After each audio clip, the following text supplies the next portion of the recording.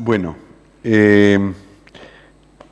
estas 3 semanas que estuve en Colombia pasaron muy rápido y me gustaría mostraros algunas fotos de allí, como para que visualicéis un poco cómo es la vida por allí, cómo se vive la vida con el Señor por allí. El primer lugar a donde fuimos porque allí estaba nuestra otra hija, Cristina, con su familia, Íñigo, su esposo y sus 4 hijos, y fuimos a Bogotá en una parte un poco deprimida de la capital de Colombia. Esta obra empezó por una hermana maestra, que vio que en ese lugar había muchos hogares descompuestos, niñez que no podía tener acceso a la educación, y entonces empezó allí una escuela, y a través de la escuela fue formándose una asamblea, una iglesia allí, y allí pues tenemos la reunión, y pues una de las cosas maravillosas que sucedieron allí es que tuvimos un bautismo. 3 personas se bautizaron, entre las cuales 2 nietos nuestros. Entonces, pues fue muy emotivo para nosotros, fue muy emotivo también que mis hermanos, aquí hay Betty, la que está aquí, Guillermo, Miriam, 3 hermanos míos que estuvieron allí presentes, fueron invitados, también una sobrina, su esposo, porque bueno, yo ya tengo una edad, entonces tengo sobrinos casados, tengo sobrinos nietos, en fin. Varios de ellos estuvieron allí y pues en realidad fue muy emotivo, ¿verdad? Betty y Gabriel. Verlos bautizarse allí y luego un mes después otros bautismos aquí. Así que estamos de fiesta en fiesta. Esta es la apariencia de la calle donde está la escuela. Como veis, nada que ver con las calles españolas, las calles catalanas, pero bueno, el Señor está obrando allí y ha sido muy hermoso ver el crecimiento que ha tenido este pequeño grupo que empezó alrededor de la escuela, pero que ha ido creciendo. Esto es nuestro camino de Bogotá a Pereira. Bogotá, que es la capital, está en la zona fría porque está muy alto, a 2.600 metros sobre el nivel del mar. Entonces hay que bajar al valle, subir, y esos son los paisajes que se ven allí. Pereira está en el centro de la zona cafetera. No todo Colombia produce café, pero Pereira está en la zona cafetera, y pues los paisajes que se ven allí, pues como veis, son diferentes. Esta es la primera actividad a la que había sido invitado. Hay un programa de formación y estudio de la palabra. Ya se ha ido desarrollando y este es el 3er año para varios de los que están allí.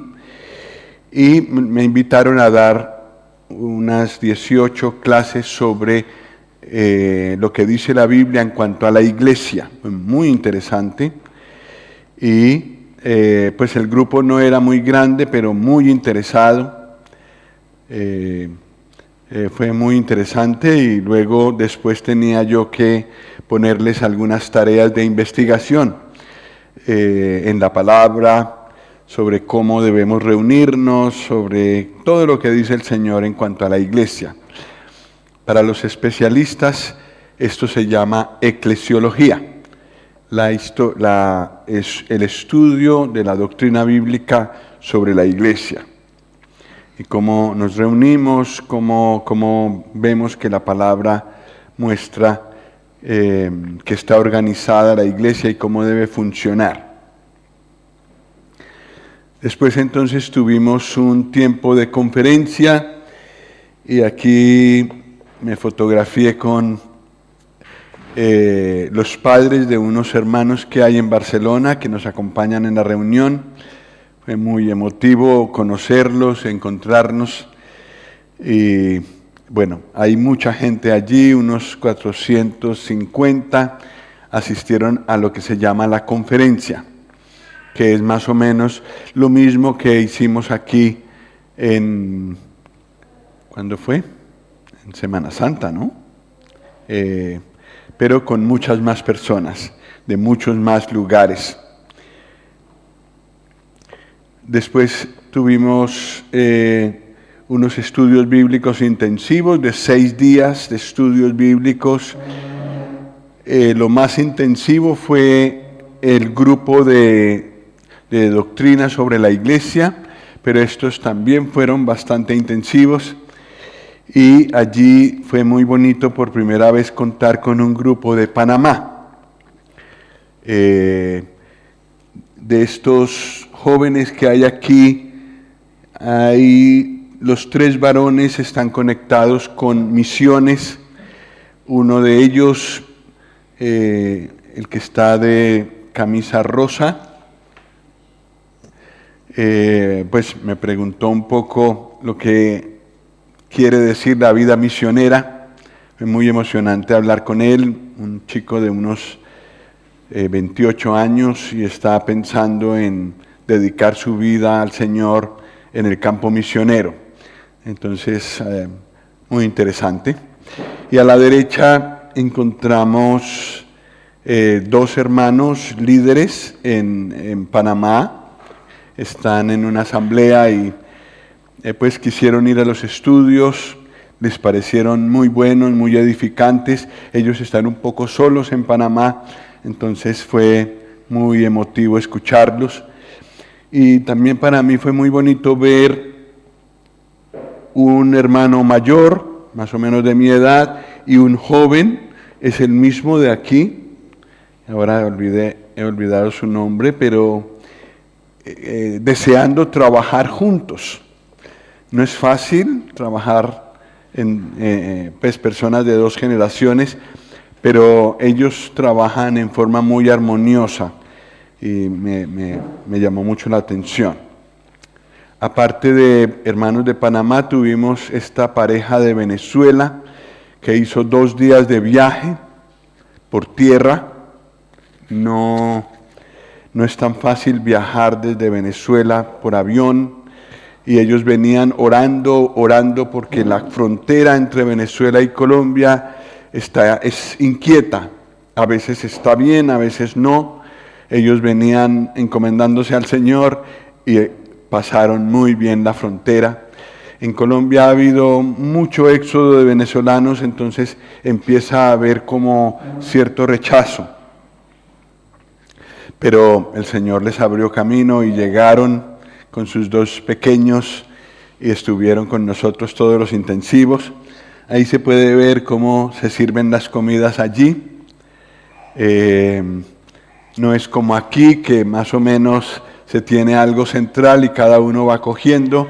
Allí se sirve en la cocina el plato entero y cada persona coge un plato entero, su bebida, y sigue al lugar, normalmente al mismo lugar donde se llevan adelante los estudios, y allí comen.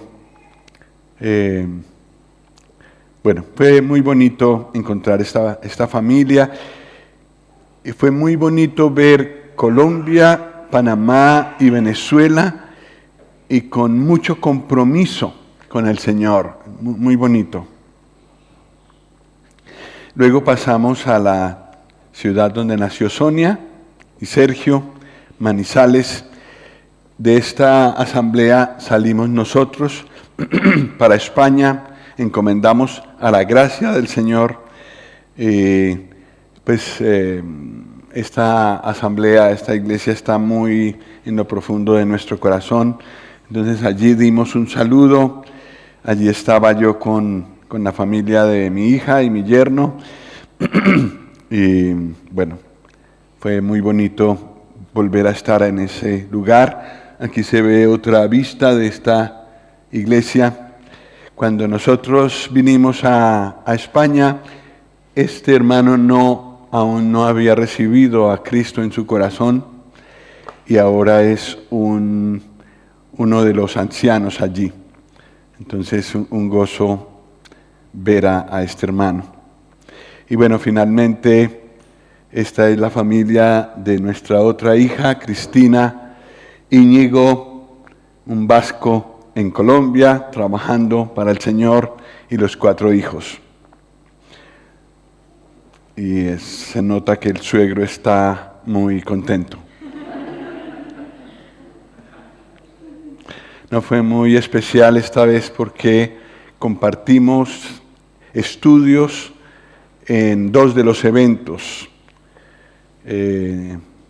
Fue muy especial para los dos, para él y para mí, porque no habíamos coincidido de esta manera en la enseñanza con Íñigo.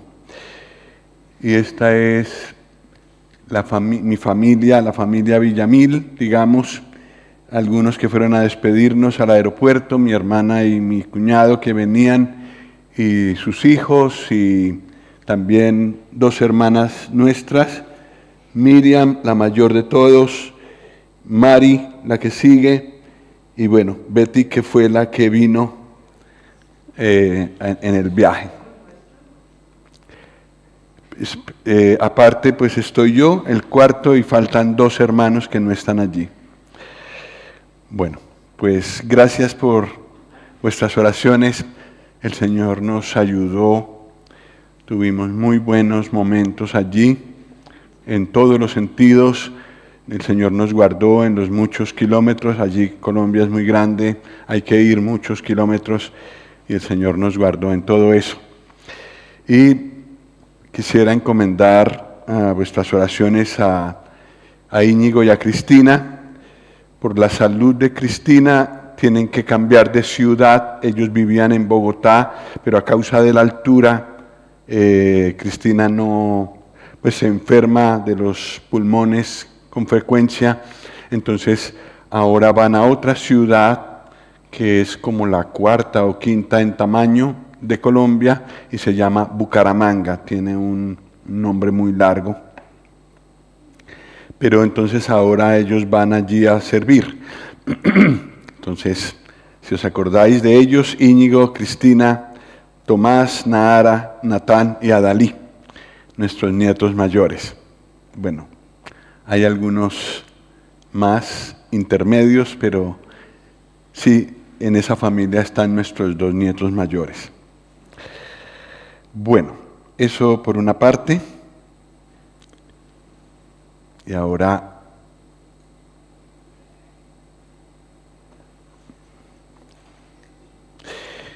pues este fue un tema que apareció en las meditaciones que yo mando cada día, reflexiones en el camino, pero fue una alegría muy grande poderlo desarrollar un poco más, habiendo un poco más de tiempo.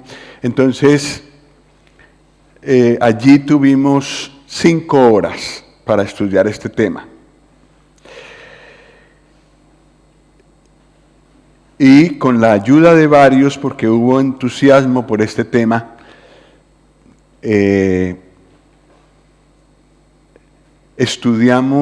miramos al Señor Jesús en el Antiguo Testamento y en el Nuevo Testamento. Pues nosotros no podemos aquí ver todo. Las conferencias fueron grabadas, entonces si alguno quiere, yo puedo pasarle el link para escuchar las 5 clases sobre esto, pero sí fue muy bonito tratar de gozar de ver al Señor Jesús en todas las Escrituras.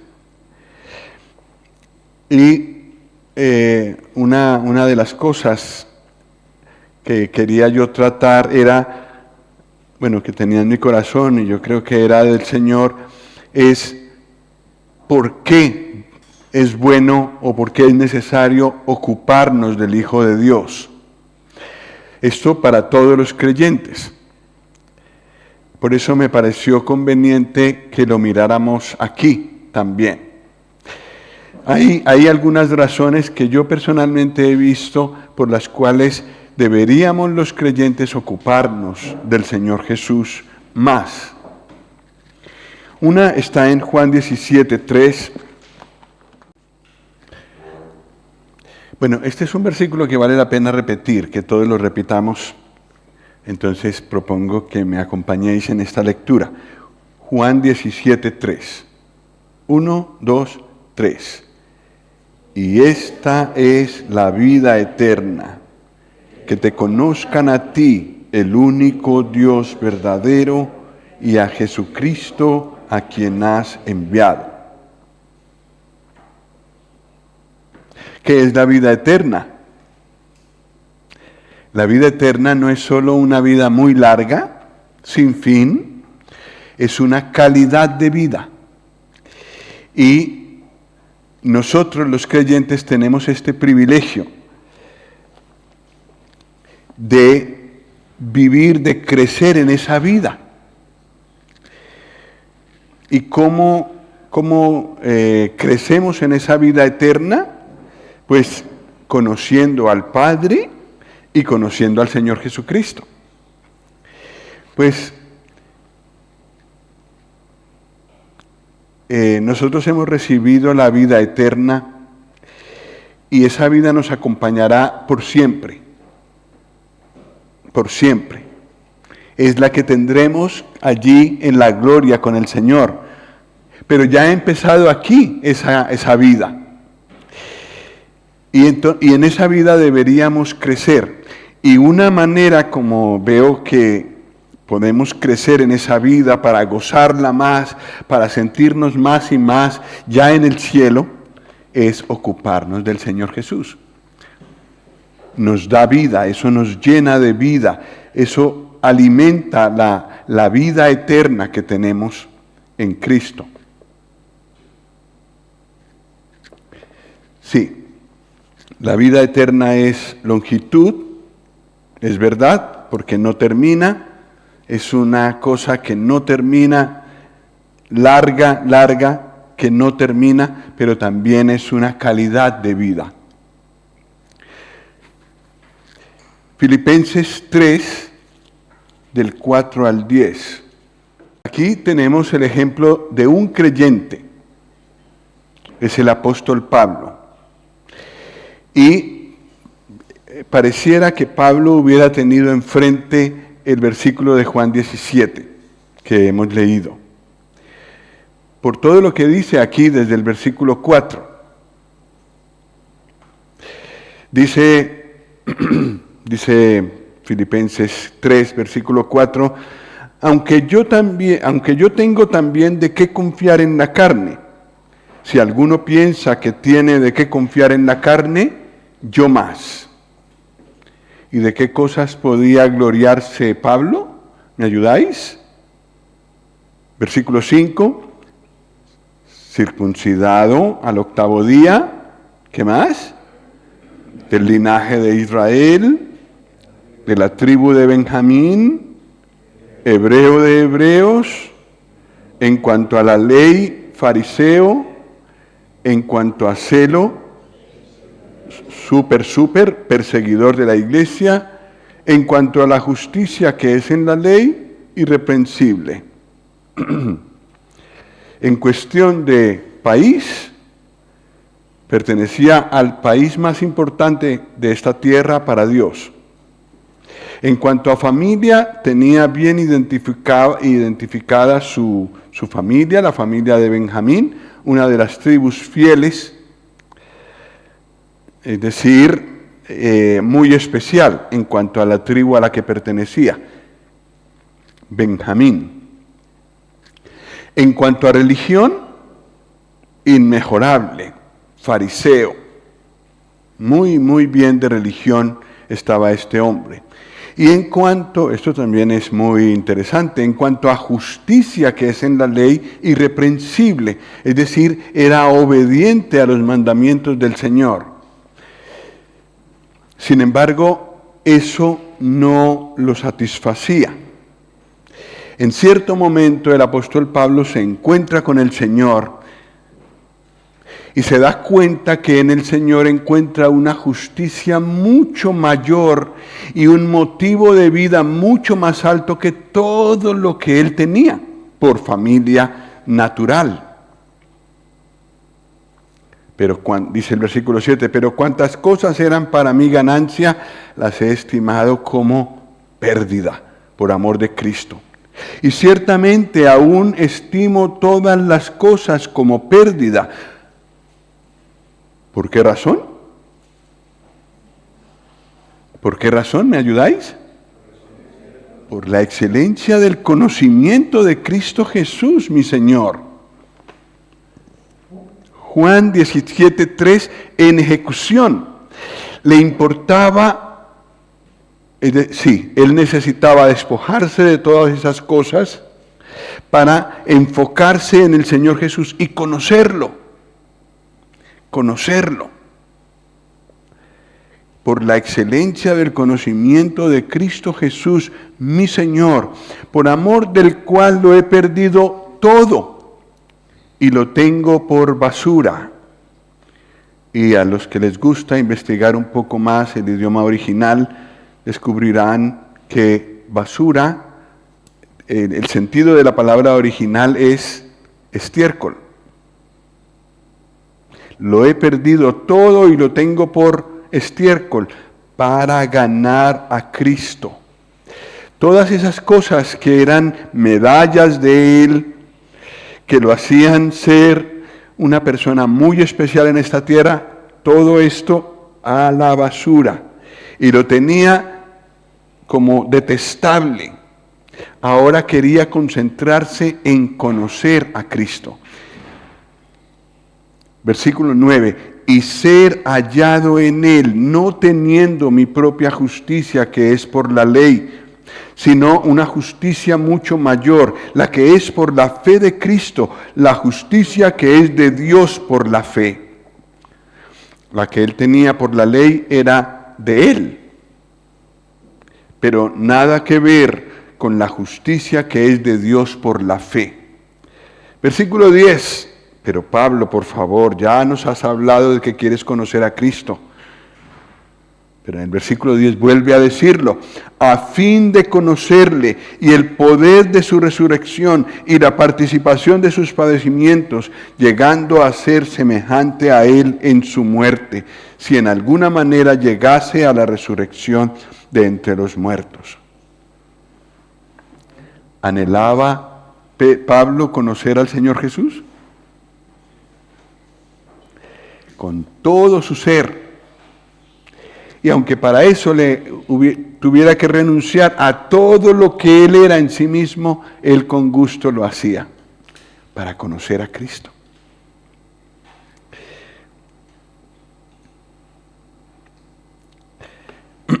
Bueno.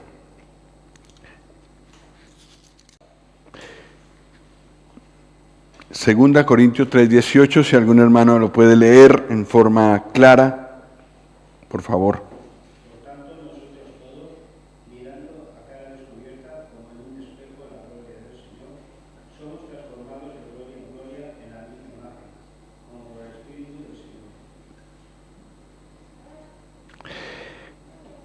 La Biblia es un espejo, pero un espejo muy especial.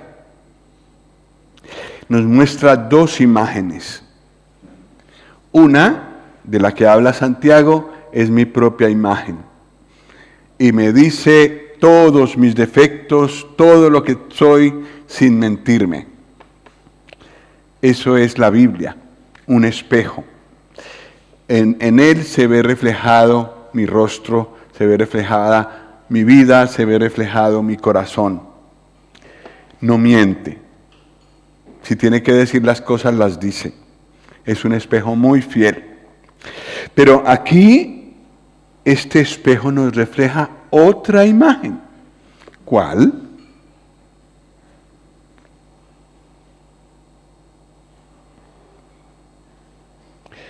Mirando a cara descubierta como en un espejo, ¿qué cosa?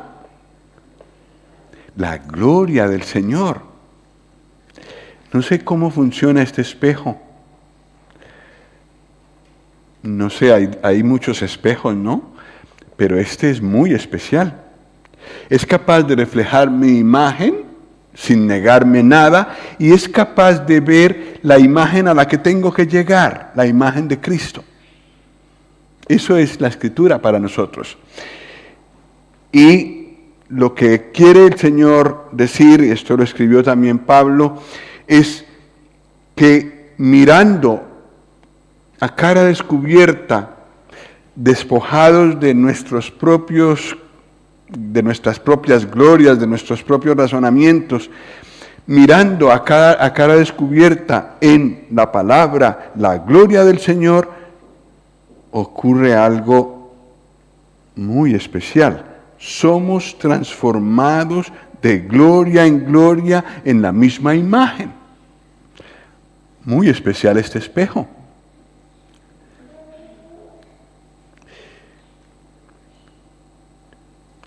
Entonces tenemos que usarlo mucho. Porque al ver allí la imagen del Señor y ver sus glorias, y yo las estudio, las comprendo, entonces voy siendo transformado en esa imagen. Eso lo hace el Espíritu del Señor y lo hace por medio de la palabra, en el escudo de la palabra. Bueno, otra manera como el apóstol Pablo nos presenta el conocimiento del Señor Jesús, como para decirnos por qué debemos ocuparnos del Hijo de Dios. Bueno, Hebreos 12, versículos 1 y 2.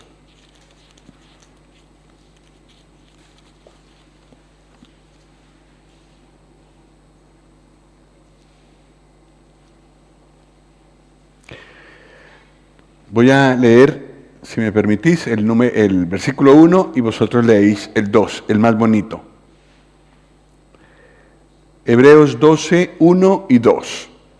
Por tanto, nosotros también, teniendo en derredor nuestro tan grande nube de testigos, despojémonos de todo peso y del pecado que nos asedia y corramos con paciencia la carrera que tenemos por delante. Puestos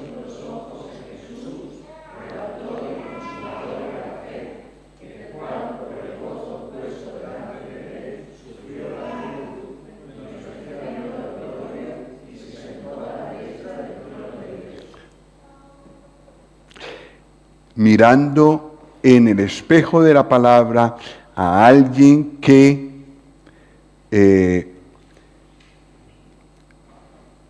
es el autor y consumador de la fe, con quien empieza y con quien finaliza la fe.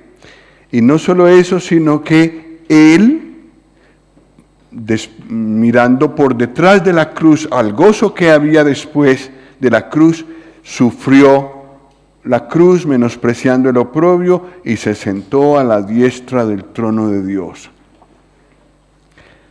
¿Os acordáis de qué se trata en Hebreos 11?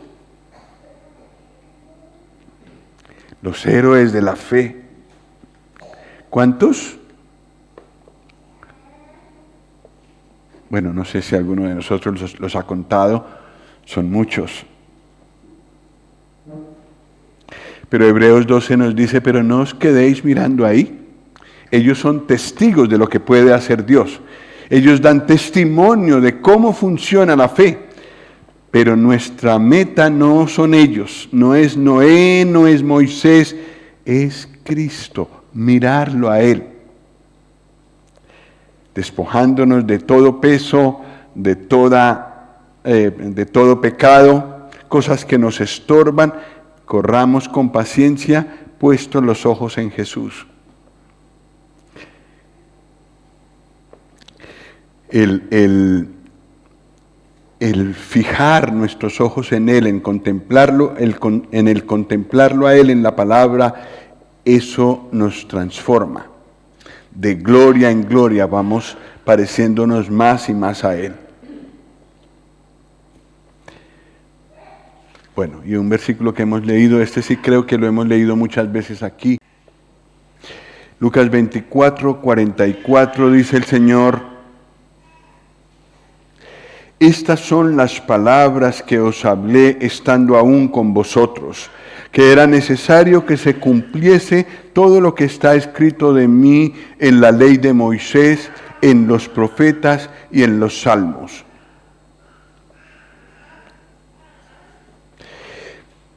El Señor había usado el tiempo, creo que esto también lo hemos visto, del camino de Jerusalén a Emaús, junto con los discípulos que estaban primero desanimados, y entonces Él empieza a explicarles el Antiguo Testamento, pero no hablando de todos los sucesos del Antiguo Testamento, de toda la historia bíblica del Antiguo Testamento, sino de lo que el Antiguo Testamento decía de Él. Y en el versículo 31 de Lucas 24, dice: entonces les fueron abiertos los ojos y le reconocieron, mas él desapareció de su vista. Y se decían el uno al otro. ¿Qué se decían el uno al otro? ¿No ardía nuestro corazón en nosotros mientras nos hablaba en el camino y cuando nos abría las Escrituras? Ellos estaban muy mal cuando iban de camino a Emaús.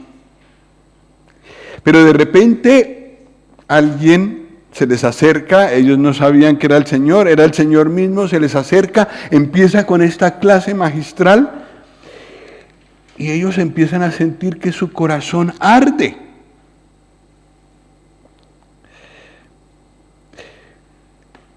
Esto es lo que también nosotros recibimos al ocuparnos del Señor Jesús. Con la ayuda de Él, veremos en las Paules la vida de José. En 9 o 10 clases, por ahí va la cosa, ocupándonos de esa historia, porque es una historia muy inspiradora, pero también de lo que podemos ver en José acerca del Señor Jesús. Y yo he notado al estudiar la vida de José, cómo arde el corazón viendo al Señor Jesús en ese personaje. Entonces, ciertamente, conocer al Señor Jesús nos da consuelo, hace arder nuestro corazón, nos da visión, porque como hemos leído en el primer versículo, en el versículo 44, el Señor nos dice: en lo que yo he hecho se ha cumplido todo el Antiguo Testamento. Entonces, conociéndolo a Él, se abre nuestra visión y entendemos que la Biblia es una unidad y que lo que Dios quería transmitirnos como mensaje central de las Escrituras es su Hijo y todos los propósitos que Él tiene alrededor de su Hijo. Y eso, ocuparnos de eso siempre es una gran alegría. Aun cuando a veces hay momentos duros, momentos de luchas, momentos como los que iban a Emaús, de frustración, casi como que he perdido todo lo que he hecho buscando al Señor. Cuando Él nos abre las Escrituras y nos muestra lo que dicen de Él, se abre nuestra visión. Nuestro corazón se llena de consuelo, de gran gozo. Nuestro corazón arde. Y por eso vale la pena ocuparnos de este tema. Lo que también es interesante, como dice aquí, es que no solamente los discípulos que iban a Emaús tuvieron dos estados. Primero, antes de estar con el Señor, y luego cuando Él les explicó todo lo que les explicó, el cambio fue muy grande, Pero no solo eso, sino que al seguir observando Lucas 24, después de que el Señor desaparece de la vista de estos discípulos, la experiencia de gozo sigue creciendo y termina con una nota de gran gozo. Lucas 24, el Evangelio de Lucas, termina con una nota de gran gozo, versículos 52 y 53. ¿Me ayudáis con esa lectura? Así nos distraemos un poco. 1, 2, 3. Ellos, después de haberle adorado, volvieron a Jerusalén con gran gozo y estaban siempre en el templo alabando y bendiciendo a Dios. Amén. Lo que empezó en Lucas 24:1 como algo muy triste, termina con gran gozo. ¿Qué fue lo que cambió todo? Ver al Señor en las Escrituras. Por el Espíritu Santo, claro, es con la ayuda de Él que podemos comprender estas cosas, pero nos asegura una experiencia de gozo creciente. Y también nos hace ver la unidad entre el Antiguo y el Nuevo Testamento. Primera de Juan 1,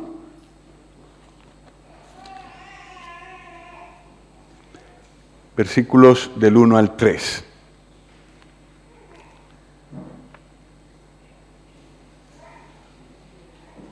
Vamos a leer el 1 y el 3. El 2 es un paréntesis. Versículo 1. Si os parece, yo leo el versículo 1 y vosotros leéis el versículo 3. ¿Vale? Lo que era desde el principio, lo que hemos oído, lo que hemos visto con nuestros ojos, lo que hemos contemplado y palparon nuestras manos tocante al verbo de vida, eso os anunciamos, para que también vosotros tengáis comunión con nosotros, y nuestra comunión verdaderamente es con el Padre y con su Hijo Jesucristo.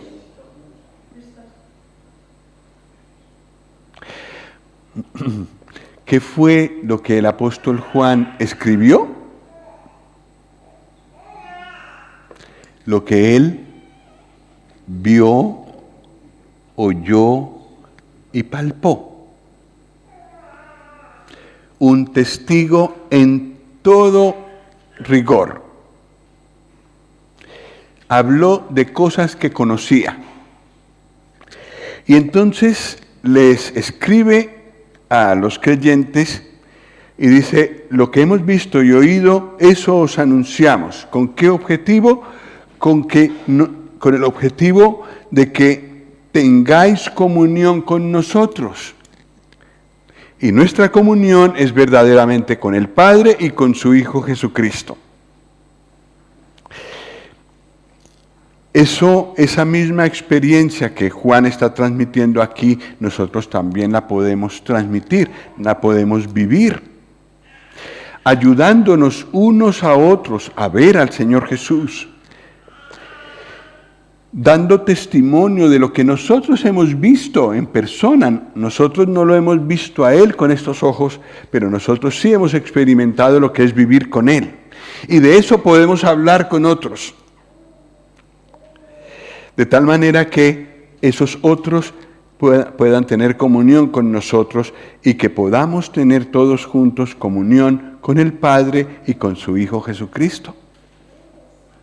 Vaya si es importante conocer al Señor Jesús y poder hablar con otros de Él, ¿verdad?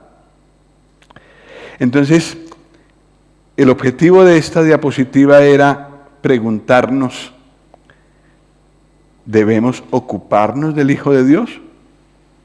¿Qué os parece? ¿Nos llena de vida? hace crecer nuestra vida eterna, digamos así. Pablo, por encima de todas las cosas que hizo, por encima de todo el trabajo que él realizó, tenía esta meta: conocer al Señor Jesús, despreciar todo lo que él era en sí mismo para conocer al Señor Jesús.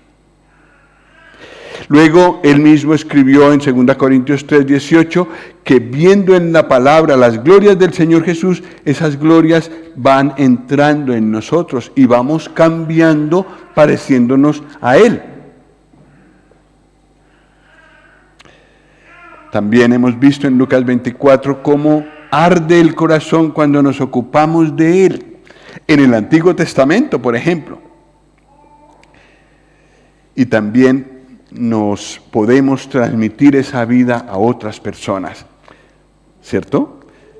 A nuestros hijos en casa y a los hermanos en la asamblea, o quizás a personas de fuera que también pueden preguntarnos al ver cómo brilla nuestro rostro por el gozo que tenemos en el Señor: oye, pero ¿qué es lo que te hace a ti tener ese gozo y esa paz? Entonces podemos decirles: Cristo vive en nosotros y nos ha hecho experimentar cosas que nos dan profundo gozo, a pesar de que hay tantas cosas en este mundo que van contra la fe, pero nosotros podemos mostrar este gozo y esta paz. Bueno, está un poco pesado el tema. ¿Os parece si seguimos? Yo creo que algunos de vosotros tenéis temor cuando sabéis que yo vengo por aquí, porque ¡ay! Ahora qué palo nos trae Carlos. ¿Qué temas que se le ocurren a este hombre?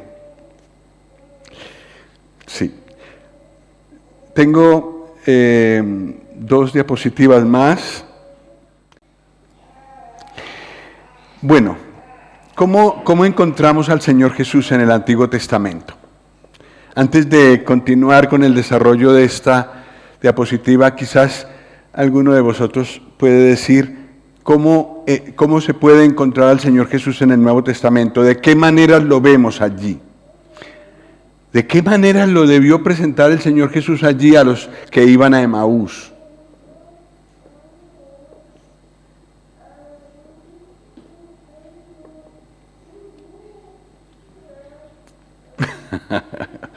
¿Difícil la pregunta? ¿De qué maneras podemos ver al Señor Jesús en el Antiguo Testamento? Porque fue escrito antes de que Él viniera. ¿De qué maneras lo vimos en las Paules hace 2 años, puede ser? ¿Recordáis? ¿Cómo lo vimos? Como tipo. Es decir, vimos que las ofrendas eran tipo de la obra de Él en la cruz. Y fue puro Antiguo Testamento, ¿verdad? Casi no abrimos el Nuevo. Lo abrimos, pero nos concentramos en el Antiguo Testamento como tipos. Pero hay muchas más maneras como encontramos al Señor Jesús en el Antiguo Testamento. Por ejemplo, esta, como Jehová. En Juan 1:18, el Evangelio de Juan,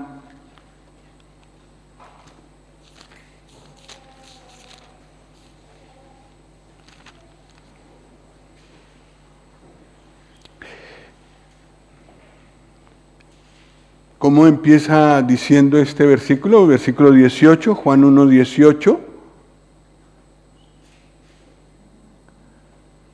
A Dios nadie le vio jamás. Pero nosotros hemos leído el Antiguo Testamento y ahí hay varias personas que dicen: hemos visto a Dios. ¿A quién vieron entonces? Si a Dios nadie le vio jamás. El versículo nos sigue diciendo: el unigénito Hijo que está en el seno del Padre, Él le ha dado a conocer. Entonces la parte visible de Dios está en el Señor Jesús. Es Dios, pero digamos la parte visible de Dios, el resplandor de la gloria de Dios, lo que se puede ver de Dios. Entonces, cuando se nota que varios personajes del Antiguo Testamento dicen, a Jehová hemos visto, en realidad vieron al Señor Jesús. Por ejemplo, Isaías 6, versículos 1 al 5. Muy conocido, ¿no?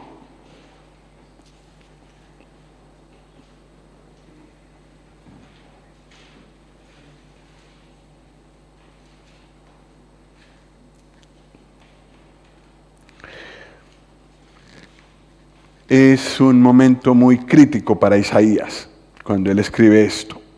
Murió el rey Usías, un rey que había buscado agradar a Dios. Y ese año marcó a Isaías. En el año que murió el rey Usías, vi yo al Señor. Ay, ay, ay. Vi al Señor sentado sobre un trono alto y sublime, y sus faldas llenaban el templo. Por encima de él había serafines, cada uno tenía 6 alas. Con 2 cubrían sus rostros, con 2 cubrían sus pies, y con 2 volaban. Y el uno al otro daban voces diciendo, ¿qué se decían?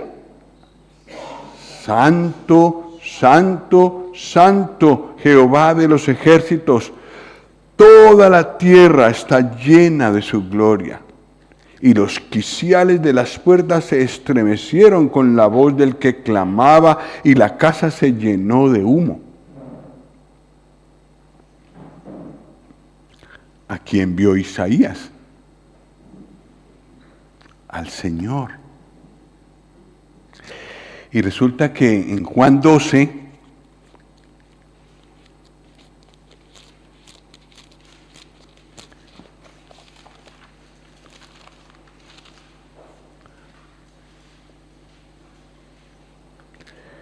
versículo 37,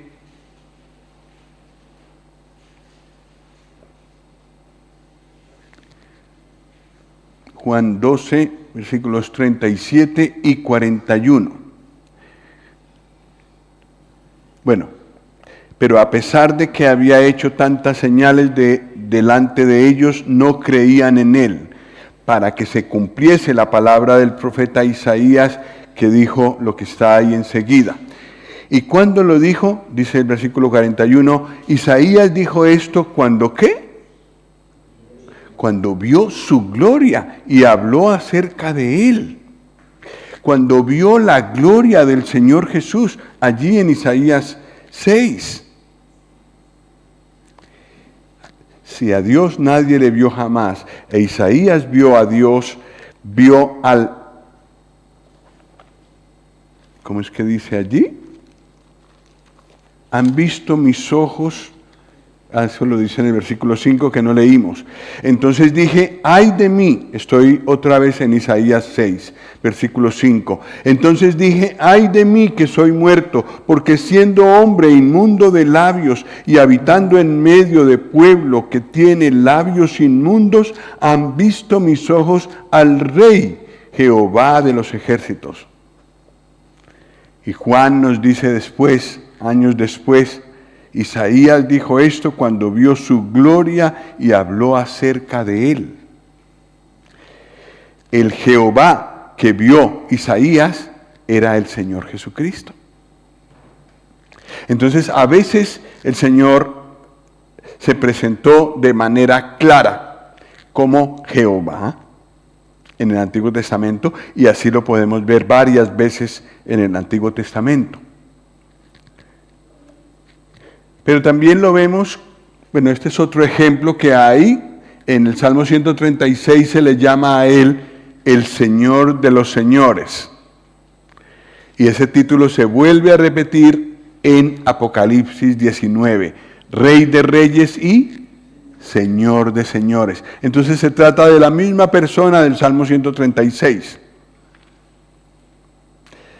Entonces, a veces se ve directamente como Jehová en el Antiguo Testamento. El otro ejemplo muy clásico de verlo como Jehová es el Salmo 23. ¿Cómo dice el Salmo 23? Jehová es mi pastor. ¿Y qué dice Juan 10? El Señor Jesús dice, yo soy el buen pastor.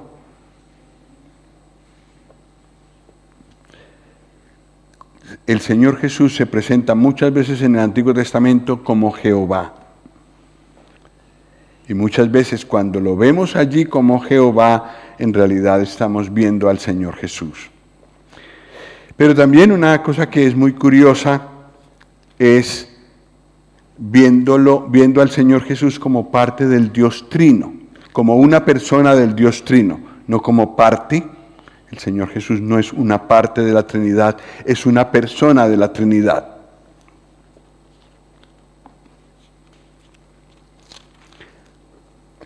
Génesis 1.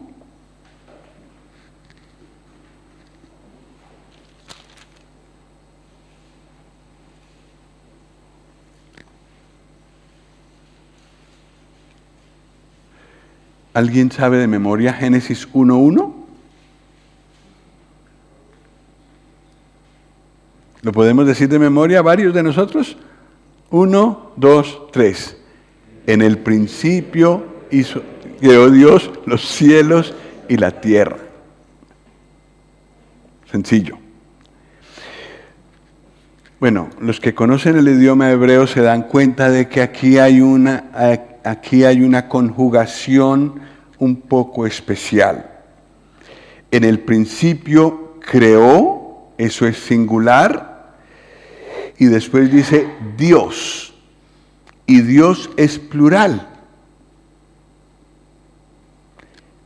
Pero no dice en el principio crearon, sino en el principio creó, porque Dios es uno y a la vez es tres personas. Entonces, en el principio creó, en singular, Dios, la palabra aquí para Dios en el original es Elohim, y eso es plural. Dios creó los cielos y la tierra. Este nombre Elohim, que es plural, que muestra que hay varias personas en la divinidad, se encuentra 2500 veces en el Antiguo Testamento. Así que Dios desde el Antiguo Testamento nos revela que es un Dios trino, un Dios plural, podríamos decir con toda reverencia. Pero, ¿quiénes son las personas que están en la Trinidad? Esto lo supimos hasta en el Nuevo Testamento, pero nosotros que ya hemos leído el Nuevo Testamento lo sabemos. ¿Qué personas conforman la Trinidad de Dios?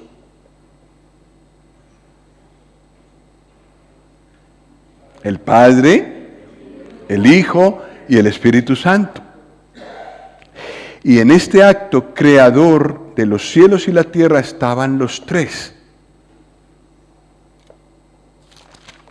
Bueno, eso no es tan fácil ni tan directo para ver, pero sí aparece más claramente cuando Dios crea al hombre y a la mujer.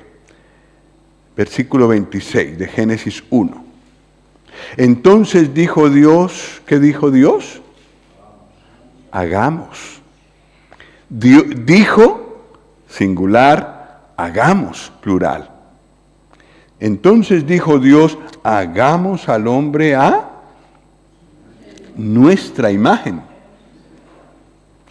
conforme a nuestra semejanza. Dios es trino. Dios son tres personas, Dios es tres personas. Y de esa manera podemos ver que el Padre está presente, el Hijo está presente y el Espíritu Santo está presente. Es otra manera de ver al Señor Jesús en el Antiguo Testamento. Génesis 3:22.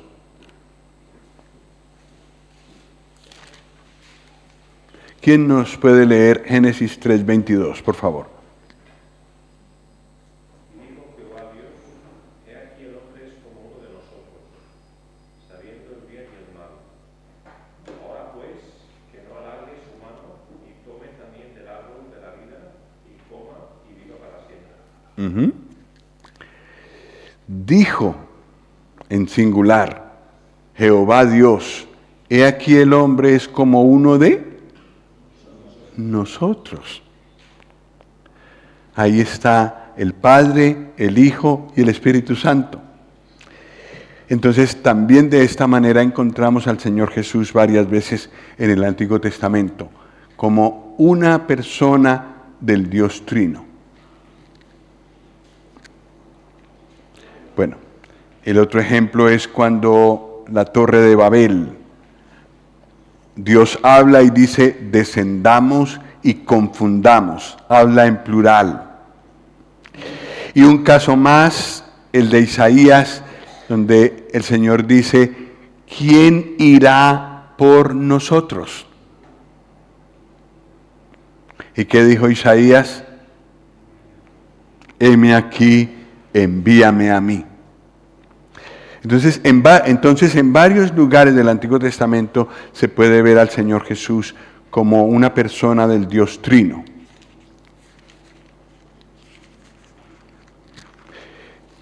Otra manera es como el ángel de Jehová. Es una manera muy, muy entrañable a mi modo de ver. Muestra muchos de los caracteres que el Señor muestra en el Nuevo Testamento. Por ejemplo, se aparece a esta pobre mujer, Agar. Génesis 16.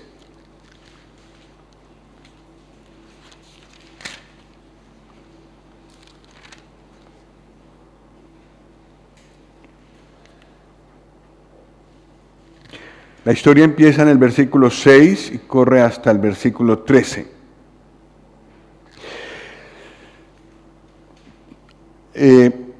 Pero notaremos al leer la semejanza con la manera como el Señor Jesús actuó aquí en el Nuevo Testamento, cuando vino a esta tierra. Versículo 6. Y respondió Abraham a Sarai, he aquí tu sierva está en tu mano, haz con ella lo que bien te parezca. Y como Sarai la afligía, ella huyó de su presencia. ¿Y quién la halló? La halló el ángel de Jehová, junto a una fuente de agua en el desierto, junto a la fuente que está en el camino de Shur. Y le dijo, el ángel de Jehová le dijo, Agar, sierva de Sarai, ¿de dónde vienes tú y a dónde vas? Y ella respondió, huyo de delante de Sarai, mi señora. Y le dijo el ángel de Jehová, vuélvete a tu señora y ponte sumisa bajo su mano. Le dijo también el ángel de Jehová, multiplicaré tanto tu descendencia que no podrá ser contada a causa de la multitud. Además le dijo el ángel de Jehová, he aquí has concebido y darás a luz un hijo y llamarás su nombre, ¿cómo? Ismael. ¿Por qué? Porque Jehová ha oído tu aflicción, y el hombre será fiero. Y sí que es fiero, ¿no? Sigue siendo fiero. Ismael es el patriarca de donde vienen los árabes, que después se hicieron musulmanes. Él será hombre fiero, su mano será contra todos y la mano de todos contra él, y delante de todos sus hermanos habitará. Versículo 13. Entonces llamó el nombre de Jehová, que con ella hablaba, tú eres Dios que ve. Porque dijo, ¿no he visto también aquí al que me ve? Por lo cual llamó al pozo, pozo del viviente que me ve. He aquí está entre Cades y Beret. ¿Quién se le apareció? Versículo 13. Jehová. ¿Y cómo ha sido tratado, cómo nos lo ha contado el Espíritu Santo antes? El ángel de Jehová. Pero para Agar no hay ninguna duda, se trata de Jehová, una forma como Dios se presenta. ¿Y qué manera? En medio de todo su dolor, su aflicción por estar lejos, huyendo de Sarai, como desarraigada, como sin hogar por ahí y embarazada. Y el Señor viene a su encuentro y llena su corazón de consuelo, le da promesas, habla con él, de tal manera que Agar dice, no, esto lo tenemos que inmortalizar. Este pozo donde se me presentó el ángel del Señor, que no es otro que el Señor mismo, lo llamaré el pozo del viviente que me ve. Y ese pozo se hizo famoso. E Isaac solía ir allí, a ese lugar. Qué nombre más hermoso. Un nombre que a nosotros nos habla profundamente porque nosotros ya conocemos más del ángel de Jehová, conocemos al Señor Jesús. Él ve nuestra aflicción. Él es el que está vivo y que ve mi aflicción, ve mi problema, entiende lo que otros no ven ni entienden. Esta manera como el Señor se presenta como el ángel de Jehová es entrañable. Muchas gracias.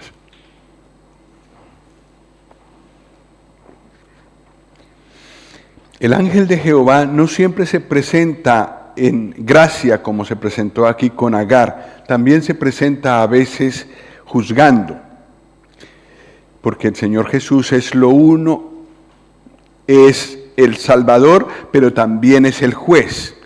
Solo que en su primera venida Él vino como el Salvador, como el sanador, pero Él va a ser el juez de todo.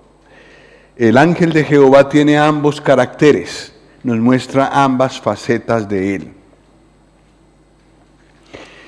Bueno, el ángel de Jehová también se le presenta a Gedeón, como sabréis. Él también lo llama Jehová, Gedeón también lo llama Jehová. Entonces claramente es una de las maneras como el Señor Jesús se muestra en el Antiguo Testamento antes de su encarnación. Y finalmente, Él se presenta en el Antiguo Testamento como el Mesías. Y en esto sí que abundan las citas bíblicas que sabemos que se refieren a Él como Mesías porque muchas se cumplieron en su primera venida. Y los evangelistas, al hablar de Él, acudieron a esas citas del Antiguo Testamento y dijeron, para que se cumpliese lo dicho por el profeta cuando dijo. Y eso es sobre todo muy abundante en Mateo. Vamos a mirar algunas citas.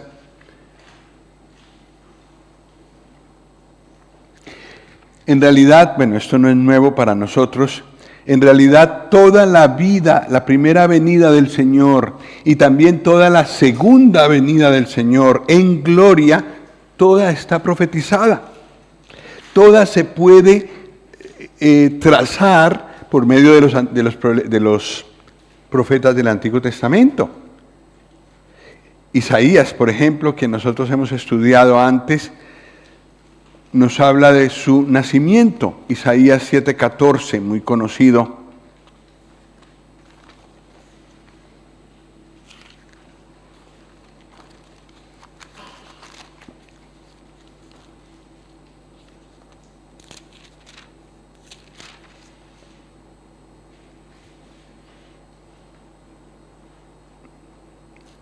¿Me ayudáis con esta lectura? Yo creo que algunos la sabréis de memoria este versículo. Por tanto, el Señor mismo os dará señal. He aquí que la Virgen concebirá y dará a luz un hijo, y llamará su nombre Gracias, Gabriel. La Virgen concebirá y dará a luz un hijo y llamará su nombre Emmanuel. ¿Qué significa Emmanuel? Dios con nosotros. Cuando la Escritura nos habla del Señor, el Antiguo Testamento nos habla del Señor Jesús como el Mesías, nos habla de Él como Dios y nos habla de Él como hombre. Y aquí está muy claro en el título Emmanuel. Cuando el Señor Jesús vino y nació de María, en realidad Dios venía para estar con nosotros. Dios con nosotros. Qué cercanía de un Dios tan grande y alto y sublime venir a esta tierra para estar muy cerca de nosotros. Bueno, nosotros estudiamos largamente los cánticos de Isaías y vimos claramente el ministerio del Señor Jesús allí.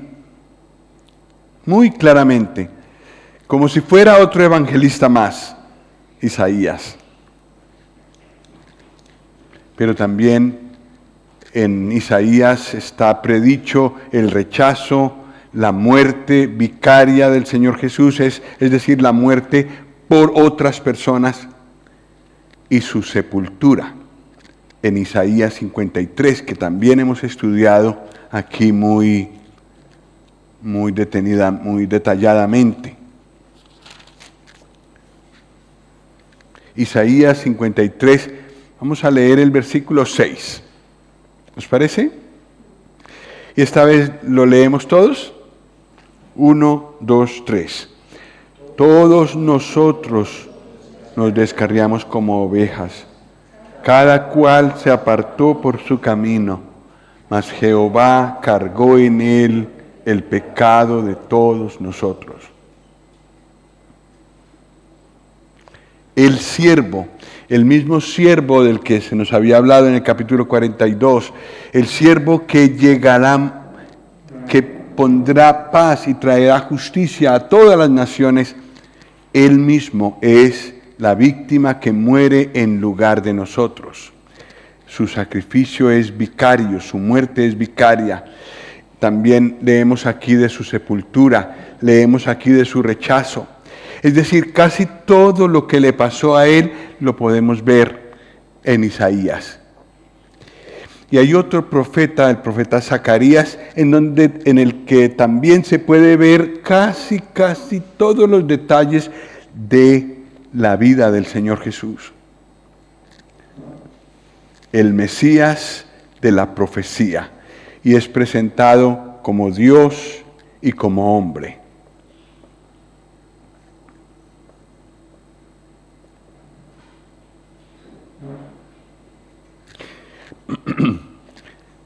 El Salmo 16, Antiguo Testamento, nos habla de su resurrección.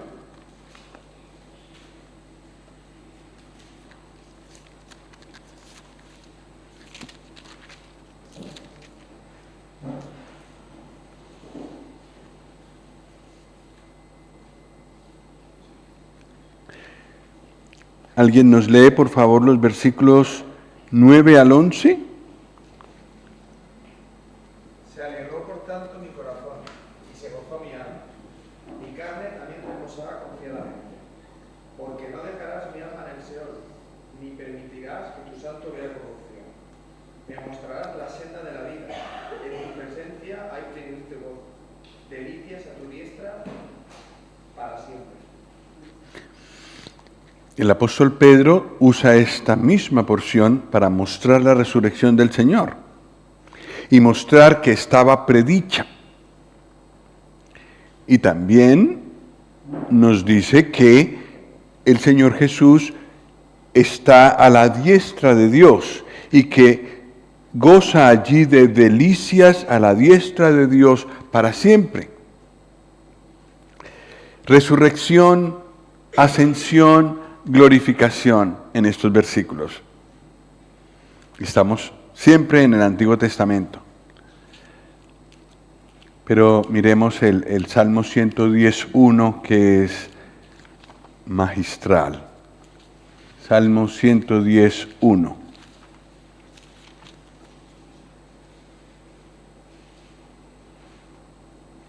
Citado mucho en el Nuevo Testamento.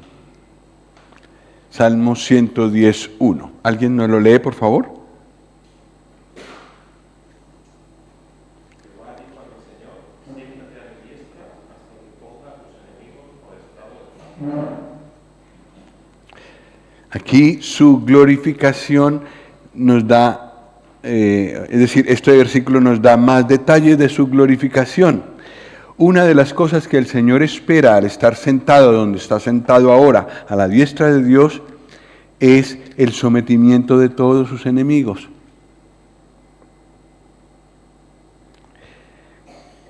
La gloria que Él tiene ahora espera a ese momento y ocurrirá que todos sus enemigos serán sometidos, serán puestos por estrado de sus pies.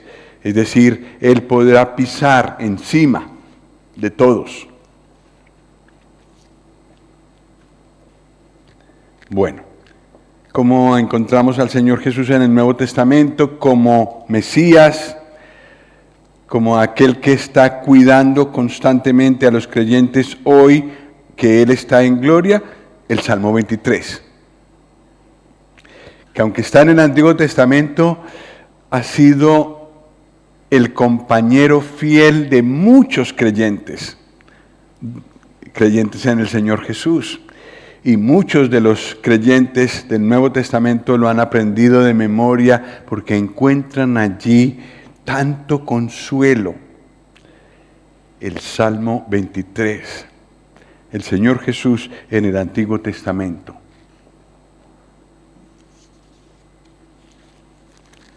Salmo 22.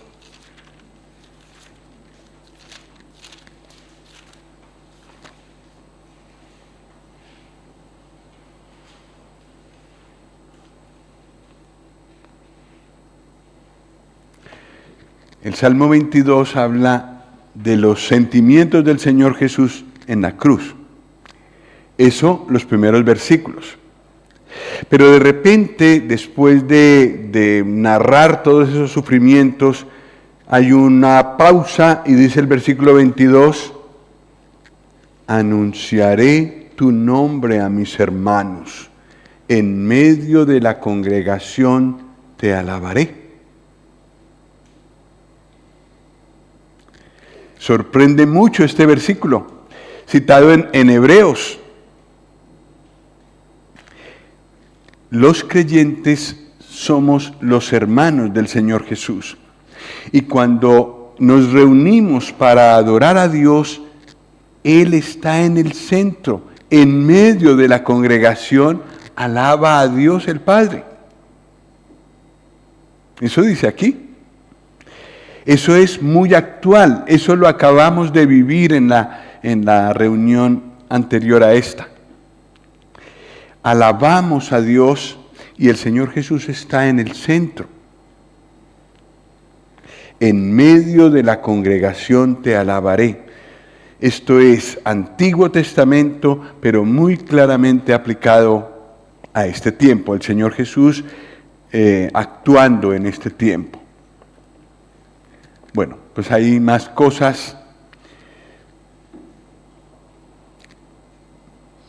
Veremos brevemente estas dos últimas, como para cerrar el cuadro de las profecías del Señor Jesús como Mesías que hay en el Antiguo Testamento. Zacarías 12:10.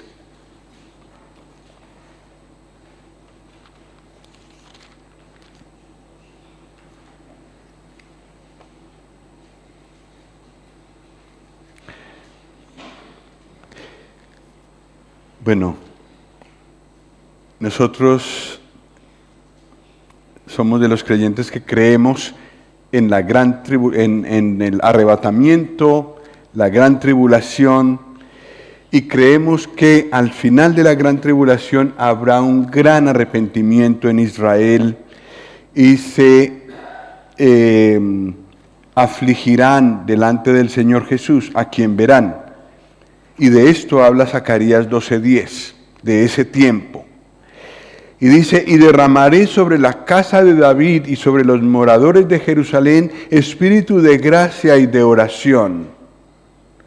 Y dice el Señor, y mirarán a mí, a quien traspasaron. Y llorarán como se llora por hijo unigénito, afligiéndose por él como quien se aflige por el primogénito. Ellos verán, los judíos piadosos de aquel tiempo, verán al Señor Jesús y verán las marcas en sus manos.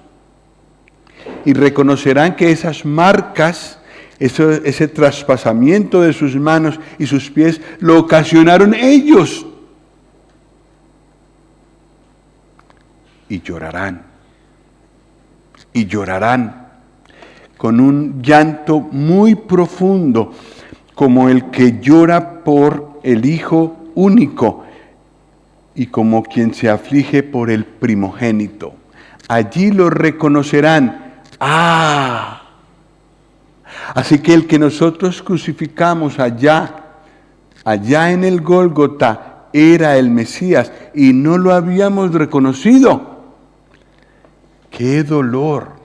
Y ahora Él viene en gloria y resulta que es el mismo. Llorarán como se llora por hijo unigénito. Y finalmente, otra profecía que habla de Él como Mesías está en Daniel 7:13. Con esta terminamos. Daniel 7:13.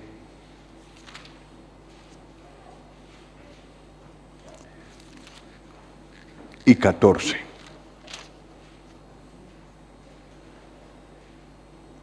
Lo leemos juntos. Leemos estos dos versículos juntos. Daniel 7, versículos 13 y 14.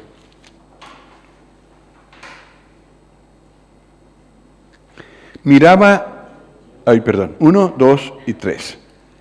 Miraba yo en la visión de la noche, y he aquí con las nubes del cielo venía uno como un hijo de hombre, que vino hasta el anciano de días, y le hicieron acercarse delante de él. Y le fue dado dominio, gloria y reino, para que todos los pueblos, naciones y lenguas le sirvieran. Su dominio es dominio eterno, que nunca pasará, y su reino uno que no será destruido. ¿De quién se está hablando aquí? Del Señor Jesús, recibiendo allí en el cielo el reino de parte de Dios. Y después de esto viene a la tierra y ejerce un dominio absoluto y completo sobre toda la tierra.